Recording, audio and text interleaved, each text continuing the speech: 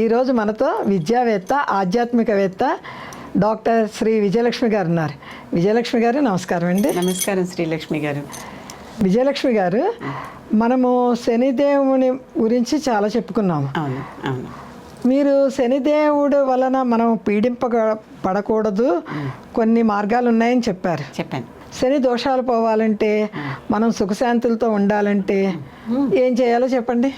పిప్పలాదుడు గురించి ఒకసారి చెప్పుకున్నాం మనం, కొంచెం ఊరికే పేరు మాత్రం ఉదహరించుకున్నాం. పిప్పలాదుడు స్తోత్రం ఒకటి ఉందని మాత్రం చెప్పాను అంతే. ఆ రోజు నీకు చాలా మంది ఆ స్తోత్రం మాకు చెప్పండి అంటే చాలా మంది అడిగారండి. లోనే పెట్టాను నేను అది. ఇప్పుడు కూడా నాకు పర్సనల్ గా కూడా ఫోన్లు వచ్చినాయండి. శని దోషాలు పోవాలి అంటే ఏంటి చెప్పండి. సులభమైనవి కూడా పిప్పలాదుడు చేసి పెట్టాడు. అంతకన్నా సులభమైనవి. ఇంద్రుడికి ఒకసారి బ్రహ్మహత్య పాతకం తగిలింది. 2 సార్లు వచ్చిందిలేండి, ఒకసారి కాదు 2 సార్లు వచ్చింది. రెండోసారి వచ్చినప్పుడు ఈ వృత్రాసురుణ్ణి చంపటానికి అతనికి ఒక వజ్రాయుధం కావాల్సి వచ్చింది. అంటే వజ్రం అంత గట్టి ఆయుధం కావాల్సి వచ్చింది.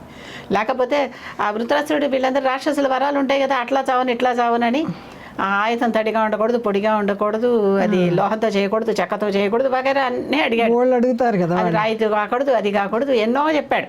ఏంటో రాతి గద్దతో కొత్తే కూడా వీడు చావడం అనమాట. ఇలాంటివన్నీ అడిగాక దాన్ని బట్టి వీళ్ళకి ఆ పదార్థాలు ఏవి కానటువంటిది గట్టిగా ఉండేది ఏమిటి అంటే వజ్రంతో సమానమైనది దదీచి మహర్షి వెన్నెముక. దదీచి మహర్షి వెన్నుముక. బ్యాక్ బోన్ అంటాం కదా. అవునండి. మామూలుగా మనకి బ్యాక్ బోన్ అంటే కొన్ని పూసల సమూహం, ముక్కలు ఉంటుంది. పూస అంటారు కదండి. ఒక పెద్ద వెన్నుముక, ఒక ముక్క అనమాట. అది అసలైన ఆయుధం. వజ్రం అంటారు దాన్ని, వెన్నుముకని వజ్రం అంటారు. వెన్నుముకని వజ్రం అంటారు. బజరంగబలి అంటున్నారా? అవునండి. బజరంగబలి కాదు, అది వజ్రాంగబలి అసలు పదం. బాలు కలిపి పలికేస్తాం కదా, బజరంగబలి అయింది. బజరంగ దళ్ అంటారు, వజ్రాంగ అన్నమాట. ఆ మాటకు అర్థం వజ్రాంగం వెనకాల ఉన్నది వెన్నుముక. ఆ వెన్నెముక కావాలి అంటే ఎవరిస్తారు వెన్నెముక? బతికుండంగా వెన్నెముక ఇస్తే చచ్చిపోతారు కదా, చచ్చిపోయిన మళ్ళీ పనికిరాదు. అంటే అదొకటి ఉంది. వరాలు ఎన్నైనా కోరుకోవచ్చు కదా, చంద్రుడిని సూర్యుడిని కూడా కోరుకోవచ్చు. మనం ఇచ్చేవాడు ఉండాలి కానీ వరాలు. అంటే చనిపోయిన వారి వెన్నుముకతో పనిచేయదు, మళ్ళీ అది దాంట్లో ఉన్న జీవశక్తి ఉండదు.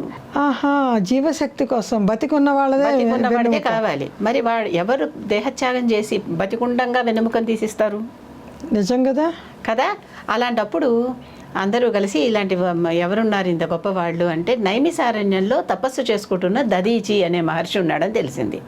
ఆ దదీచి దగ్గరికి వెళ్ళి వీళ్ళందరూ ఇంద్రుడితో సహా వీళ్ళందరూ ఇంద్రుడి మీదే కదా అసలు ముఖ్యంగా బ్రహ్మహత్య పాతకం వచ్చింది కనుక అక్కడికి వెళ్ళి ఇంద్రుడితో సహా దేవతలందరూ, మరి దేవేంద్రుడు అంటే దేవతలందరినీ పరిపాలించే రాజు వంటి ఇంద్రుడికే ఇంత ఇబ్బంది వస్తే మరి దేవతలందరికీ ఇబ్బందే కదా. వీళ్ళందరూ వచ్చేసి మా రాజుగారికి ఇలా ఇబ్బంది అయింది, నాకే స్వయంగా ఇబ్బంది అయిందని ఇంద్రుడే కూడా స్వయంగా వచ్చి దదీజిని వేడుకుంటారు. ఇంద్రుడే వచ్చాడు స్వయంగా, అందరూ వచ్చారు. ఇంద్రుడు కూడా అందరూ వచ్చి వేడుకున్నారు ఆయన్ని. వేడుకుంటే ఆయన సరే నా వెన్నెముక ఇస్తానని ఒప్పుకున్నాడు. పేరు చెప్పి నేను మామూలుగా ఎలా అంటే అలా చావను, నేను కూర్చుంటాను, ఒక పద్మాసనంలో కూర్చుంటా, పీఠంలో కూర్చున్నాక ఒక ఆవు వచ్చి నా శరీర భాగాన్ని ఒలిచి ఆ ఎముకను తీయాలి. ఆవు వచ్చి ఎలా తీయగలదంటారు ఆవు? అక్కడ ఈ రోజుకి నైమిసారణ్యంలో దదీచి మహర్షి ఆలయంలో ఆ విగ్రహం ఉంటుందండి. దదీచి మహర్షి ఆవు ఆయన చర్మం ఒలుస్తూ ఉంటుంది. చర్మం ఒలుస్తూ ఆయన భార్య సువర్చ కడుపుతో ఉంది, ఎప్పుడో కనే స్త్రీ. ఆ టైంలో అతను అలా నిర్ణయం పర్మిషన్ తీసుకుంటాడు. ఆవిడ కూడా గొప్ప దేవతా కార్యం ఇవ్వమంది, ఒప్పుకుంది. మరి పార్వతీదేవి కూడా శివుడిని హలాహలం మింగమన్నది కదా, అలాగే ఈవిడ ఒప్పుకుంది. ఈవిడేమో గర్భిణీ స్త్రీ. అలా సహగమనాలు ఎలా ఉంటాయో గమనించండి ఒక్కసారి. భర్తకి అలా ఒప్పుకుని ఆ భర్త ఏమో చివరికి ఇలా కూర్చుంటాడు ధ్యానంలో, కొంచెం కూడా ఏమీ కదలడు, తొణకడు, బెనకడు. ఆవు వచ్చి ఆయన శరీరంలో భాగాలన్నీ తీసేసి ఆ వెన్నెముక తీసుకుంది. ఈ మరణం సంభవించింది. ఈయనకి అంత్యక్రియ చేసేటప్పుడు ఈవిడికి పిల్లాడు పుట్టాడు. ఆ పిల్లాడిని అక్కడ వదిలేసి, అక్కడ ఒక రావి చెట్టు ఉంది, ఆ రావి చెట్టు మొదట్లో ఈ పిల్లాడిని వదిలేసి ఆవిడ కూడా భర్తతో పాటు సహగమనం చేసేసింది. అసలు పిల్లాడు ఏమవుతాడు, వీడి బాధ్యత ఏంటో ఏమీ ఆలోచించలా. చాలా ఎంత త్యాగం చేసిన దంపతులు వాళ్ళు చూడండి. ఈవిడ ఒప్పుకోపోయినా ఆయన చేయటానికి వీల్లేదు. ధర్మ ప్రకారం భార్య ఒప్పుకుంటేనే భర్త శరీరం ఒక ధర్మ కార్యానికి ఒప్పుకుంది. చేసేసారి అయిపోయింది. ఆయనతో పాటు ఆమె కూడా ఇంద్రుడికి వజ్రం దొరికింది, వజ్రం తీసుకున్నాడు, వెళ్ళిపోయాడు. దేవతలందరూ వెళ్ళిపోయారు. మరి ఆ పిల్లాడండి? ఆ పిల్లాడు ఆ రావి చెట్టు మొదట్లో పిల్లాడు ఒక్కడే ఉన్నాడు. పిప్పలి చెట్టు అంటారు సంస్కృతంలో రావి చెట్టుని. పిప్పలి కింద పెరిగాడు కనుక వీడి పేరు ఇంకేం లేదు, పిప్పలాదుడే. పిప్పలాదుడు ఎవరు పేరు పెట్టింది ఏముంది, ఎవరు ఏమి లేదు కదా. ఆ చెట్టు కింద పిప్పలి చెట్టే తల్లిదండ్రుల త్యాగం చూసి పిప్పలి చెట్టే వీడిని పెంచింది. పిప్పలి చెట్టు పెంపకంలో ఆ చెట్టు త్వరలో పెరిగాడు వీడు. ఈ పిల్లాడు పాక్కుంటూ త్వరలోకి వెళ్ళాడు. కొంచెం పాదాలు వచ్చాక అక్కడ పెరిగిన పిల్లవాడు పిప్పలాదుడు. ఏమీ తెలియదు, కూర్చుంటున్నాడు, తపస్సు చేసుకుంటున్నాడు అంతే. బహుశా జీన్స్లో తపస్సు ఉండుంటుంది. తపస్సు చేసుకుంటూ కూర్చున్నాడు. అక్కడ కూర్చుంటే నారదుడు వచ్చాడు. నారదుడు వచ్చి, ఎవరయ్యా నువ్వు, ఇంత చిన్నపిల్లాడివి, తపస్సు ఏమిటి, అసలు ఈ చెట్టు త్వరలో కూర్చొని ఇదంతా ఏమిటి నువ్వు అని అడిగాడు. నేనెవడినో నాకే తెలియదు, నేను నీకేం చెప్పను, నువ్వు ఎవడివి అని నన్ను అడిగావు, నాకు తెలిస్తే కానీ నీకు చెప్పడానికి అంటాడు. అప్పుడు నారదుడు దివ్య దృష్టితో పరిశీలించి చూస్తే దధీచి మహర్షి కుమారుడు. దధీచి సువర్చ ఆవిడ పేరు. ఆ దధీచి సువర్చ దంపతుల పిల్లవాడు వీడు. పుట్టెత్తూనే తల్లిదండ్రులు పోగొట్టుకుని చెట్టు త్వరలో పెరిగాడు. దీనికి కారణం ఏమిటి ఆలోచించాడు. శని పట్టింది. శని పట్టేసరికి పిల్లవాడికి అలాంటి జరిగినాయి. తల్లిదండ్రుల వియోగం, ఆ సంఘటనలన్నీ జరిగినాయి. బాబు ఇది సంగతి, శని పట్టింది నీకు, అందుకని ఇవన్నీ జరిగాయి. పుడుతూనే శని వచ్చేసింది నీకు, అందుకని ఇలా అన్ని కదా రావణాసురుడు బంధించాడు అని చెప్పాడు. చెప్పేసరికి ఇదంతా ఏమైంది, ఓహో ఇదా సంగతి అని ఇలా పైకి చూశాడు. ఈ పిల్లాడికి పుట్టినప్పటి నుంచి తపస్సు తప్ప ఇంకోట్లేదుగా, తెలియదేమి. ఆ రావి చెట్టు ఆశ్రమంలో పెరిగాడు అంతే. అదేమి ఇస్తే అది తిని పెరిగాడు. పెరిగిన వాడు ఒక్కసారి బలంగా చూసి చెయ్యి చాచి శనిని కింద, నవగ్రహాల్లో శనిని కింద గుంజేశాడు. తపస్సుకి ఎంత శక్తి ఉంటుందో చూడండి. శనిని గుంజాడు, గుంజి ఇలా కింద పడేశాడు. కంటి చూపుతోనే చెయ్యి కూడా చేస్తాడు. కన్నుకి ఎంత అగ్నిహోత్రం అంటే ఎప్పుడు కన్ను తెరిగిన వాడు తెరిస్తే కళ్ళు మండిపోతాయి. అలాంటి కథలు మనకి చాలా ఉన్నాయి కృష్ణుడి కథల్లో కూడా కదా. ఎప్పుడు కోపం రాని వాడు కోపం రాకూడదు అంటారు ధర్మరాజుకి. అలాంటిది ఆ కన్ను చూపు చూసి శని కాలిపోయాడు, నల్లగా అయిపోయాడు. శని కాళ్ళు కాలిపోతున్నాయి. కాళ్ళు కాలిపోతే నెమ్మదిగా నడుస్తున్నాడు. మందగమనుడు శని, మందగమనుడు అవును అంటారు కదా. అయిపోయింది. ఏంటి నీకు, నేనేం తప్పు చేశాను, నువ్వు పడితే నాకు ఇలా చిన్నప్పటి నుంచి తల్లిదండ్రి లేకుండా ఈ చెట్టు త్వరలో తల్లిదండ్రి ఎవరో కూడా తెలియకుండా, నీకోళ్ళు ఎవరన్నా పెంచినా ఫలానా వాళ్ళ పిల్లడయ్యాను అని చెప్పేవాళ్ళేమో. నారదుడు అడిగేదాకా నేను ఎవరినో కూడా నాకే తెలియదు. ఇప్పుడు ఆయన చెప్తే నాకు తెలుస్తోంది. కనుక నువ్వు ఇట్లాంటి పనులు చేస్తావంటే శని అల్లల్లాడిపోయి నా కాళ్ళు కలిపోతున్నాయి, నా ఒళ్ళు కలిపోతుంది, నన్ను వదిలే నాయన దండం పెట్టాడు. వదిలేయాలంటే నేను నిన్ను కొన్ని అడుగుతాను, కొన్ని కావాలి, నాకు అవన్నీ ఇవ్వాలన్నాడు. సరే అడుగు, నువ్వేమడిగినా ఇస్తాను అన్నాడు. ప్రస్తుతం ఒళ్ళు కలిపోతుంది, వదిలించుకోవాలి. అవును కదా. ఏమడిగాడు, అసలు 5 ఏళ్ల లోపు పిల్లలకి శని బాధ ఉండకూడదు. 5 సంవత్సరాల లోపు పిల్లలకి. అవును, మరి వాళ్ళకి ఏం తెలుస్తుంది, ఎవరన్నా చనిపట్టినా తెలుస్తుందండి వాళ్ళకి, తెలియదు కదా. ఏదో ఏడుస్తారు అంతే, ఎవరో బాధపడతారు. తల్లిదండ్రులు ఉన్నా తెలియదు, లేకపోయినా తెలియదు, వాళ్ళు సరిగ్గా చూసినా తెలియదు, చూడకపోయినా తెలియదు, కష్టంలో ఉన్నా తెలియదు, సుఖంలో ఉన్నా తెలియదు. కనుక 5 ఏళ్ల లోపలికి పిల్లలకి, ఏ పిల్లలకైనా సరే నువ్వు పట్టకూడదు. రూల్ పెట్టాడు, గుర్తుపెట్టేసుకో అన్నాడు. సరే ఓకే, ఒప్పేసుకున్నా. అంతేకాదు ఈ రావి చెట్టు కదా నన్ను ఇన్నాళ్ళు పోషించింది. ఎవరైతే రావి చెట్టుకి సూర్యోదయాత పూర్వం పూజ చేసి నీళ్లు పోస్తారో, ఎంత తెలుకో చూడండి, వాళ్ళని నువ్వు పట్టుకోకూడదు. ఏంటి మళ్ళీ ఒకసారి చెప్పండి. రావి చెట్టుకి సూర్యోదయానికి ముందరే లేచి దానికి పూజ చేసి నీళ్లు పోస్తే అటువంటి వాళ్ళని శని బాధించకూడదు. ఈవిడ పోషించిన చెట్టు కదా, దాని రుణం తీర్చుకోవాలిగా. మరి ఎంత సులువైన మార్గం అండి. శని మీకు బాధిస్తోంది, శని బాధలో మీరు ఉన్నారు, శని వ్యధలో ఉన్నారు అంటే, బాధపడుతున్నారని మీకు అర్థమవుతూ ఉంటే తెల్లారుజామున లేచి సూర్యోదయానికి ముందరే చక్కగా స్నానాలు చేసేసుకుని రావి చెట్టు ఎక్కడుందో వెతుకొని, ఏ దగ్గర గుళ్ళోనే ఉంటుంది, లేకపోతే మీ అపార్ట్మెంట్స్లోనే ఎక్కడైనా ఉండొచ్చు ఎవరికైనా. ఆ రావి చెట్టు దగ్గరికి వెళ్ళి కాసి నీళ్లు పోసి దండం పసుపు కుంకుమ వేసి దండం పెట్టుకొని నీళ్లు పోయండి. ఎంత సులువైన మార్గం అండి. అది అడిగాడు. సరే అయిపోయిందంటే, అబ్బాయి ఇంకా అయిపోలే అన్నాడు. ఇంకా అంటే మన కోసమేనేమో, మానవుల కోసమేనేమో. నేను ఒక స్తోత్రం చెప్తా, ఆ స్తోత్రం చదివిన వాళ్ళకి కూడా ఈ పీడ బాధించకూడదు అని ఆ పిప్పలాద కృత శని స్తోత్రం చెప్పాడు అనమాట. అప్పుడు చెప్పి ఆ స్తోత్రం చదువుకుంటే కూడా మిమ్మల్ని శని బాధించదు అని చెప్పాడు.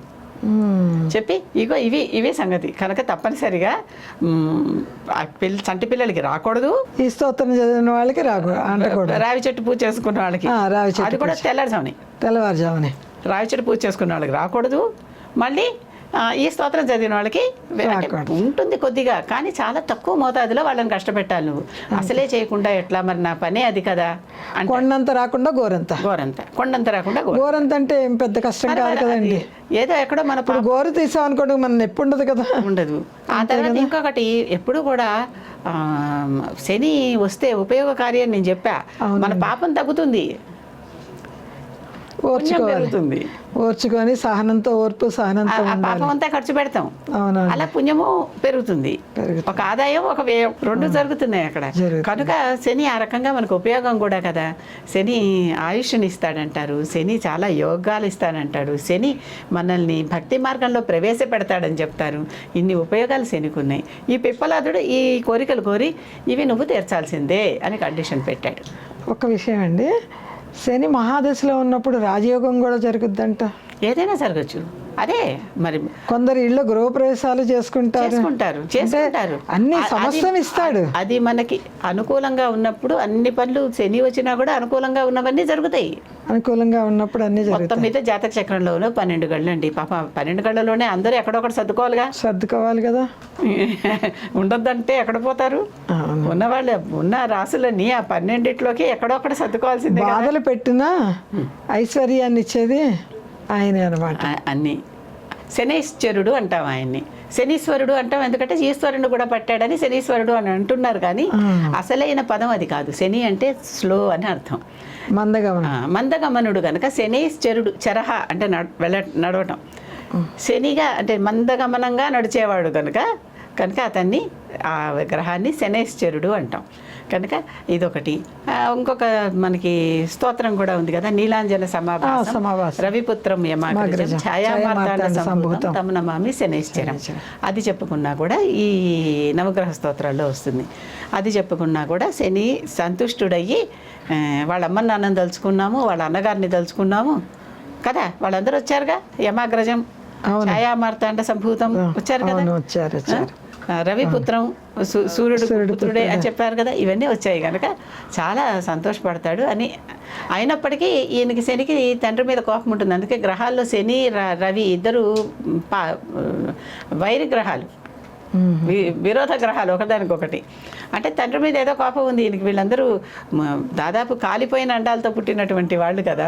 మార్తాండు అంటే ఆయన అదే కదా, అలా వేగిపోతున్న అండాల్లో నుంచి పుట్టినటువంటి వాళ్ళు వీళ్ళు. అలాగా కనుక శని వచ్చింది బాధపడటం అని కాకుండా దాన్ని తగ్గించుకోవటం. అలాగే దశరథుడు గురించి కూడా చెప్పారు. దశరథుడు రాజ్యంలో కరువు కాటకాలు వస్తే ఆయన కూడా శనికి చాలా స్తోత్రం చేసి, శని పట్టింది అందుకే ఇలా అయిందంటే శనికి స్తోత్రం చేసి ఆ కరువు కాటకాలన్నీ ఆయన శని దయతో తగ్గించుకున్నాడు.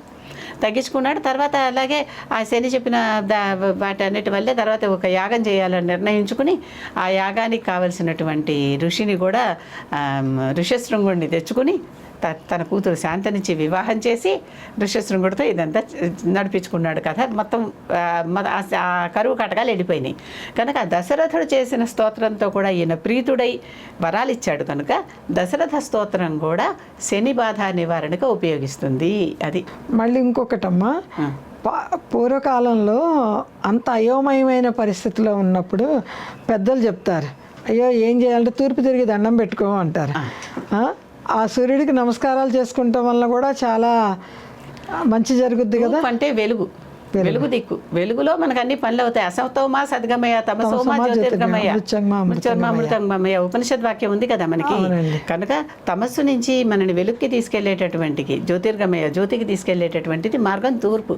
ఆ తూర్పులో ఏదో సమయంలో ఇలా చూసి దండం పెట్టుకుంటే ఎప్పుడప్పుడు వెలుగు వస్తుంది. వెలుగు అంటే ఆశ, మన కోరికలు తీర్చేటటువంటి మార్గం అది. కనుక గ్రహాలకి రాజు కదండి సూర్యుడు. ఆయనకి దండం పెట్టుకుని ఆయన కనుక ప్రీతుడైతే అన్ని గ్రహాలని అనుకూలంగా చేస్తాడని. ఆయన నవగ్రహాలకి రాజు కదా, సూర్యుడు మధ్యలో ఉంటాడు, చుట్టూ మిగిలిన వాళ్ళు ఉంటారు. గమనించండి, ఏ నవగ్రహాల సూర్యుడు మధ్యలో ఉంటాడు. ఆ సూర్యుడు మధ్యలో ఉంటున్నాడు అంటే ఆ సూర్యుడు మధ్యలో ఉండటానికి వీళ్ళందరినీ ఆయన రాజు కదా పరిపాలిస్తాడు. వీళ్ళని ఎలా వెళ్ళాలో ఎవరెట్ వెళ్ళాలో చెప్పేటటువంటి వ్యక్తి కనుక వ్యక్తియా గ్రహము గ్రహము ఏదైనా కానివ్వండి అది దేవత. కనుక సూర్యుడిని మనం మచ్చిక చేసుకుంటే, మంచి చేసుకుంటే, ప్రీతుడిని చేసుకుంటే మిగిలినవన్నీ ఆయన చెప్పిన మాట లోబడి ఉంటాయి కనుక వినాలి కదా, అన్నీ రాజ్యాంగం ప్రకారం గ్రహాలన్నీ అనుకూలంగా ఉంటాయి అని. అందుకనే తూర్పు తిరిగి దండం పెట్టుకోండి అంటారు. అందుకే తూర్పు. ఏమి అయోమయమైన పరిస్థితిలో ఉంటే అవును, తేలికగా. ఇది కదా. చాలా మంచి విషయాలు చెప్పారండి.